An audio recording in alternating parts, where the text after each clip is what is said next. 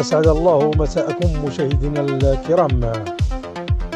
اليوم أطلقت المنطقة الإقليمية للأمن بالخميسات مساء الجمعة 24 أكتوبر الجاري حملات تنشيطية واسعة همت مختلف أحياء المدينة في إطار استراتيجية أمنية محكمة تروم محاربة الجريمة بمختلف أشكالها وتعزيز الشعور بالأمن لدى المواطنين.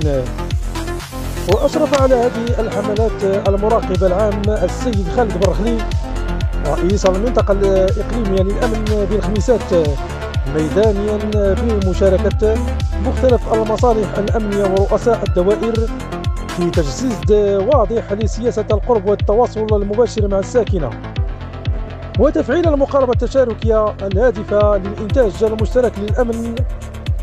وشملت هذه الحملات عددا من الأحياء خاصة حي النصر وحي ارتحى، حي الكرامة، حي دوار جديد، حي الازدهار، وحي الفرح واحد وجوج، حيث تم توقيف عدد من المشتبه فيهم والمبحوث عنهم مع تشديد المراقبة على النقاط السوداء التي تحدث تحركات مشبوهة.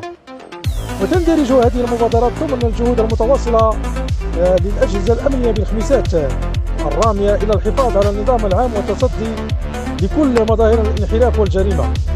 كما خلفت هذه التحركات ارتياحا واسعا لدى الساكنة التي نوهت بنجاعة وصرامة التدخلات الأمنية الأخيرة. وإلى اللقاء، دمتم في رعاية الله، والسلام عليكم ورحمة الله تعالى وبركاته.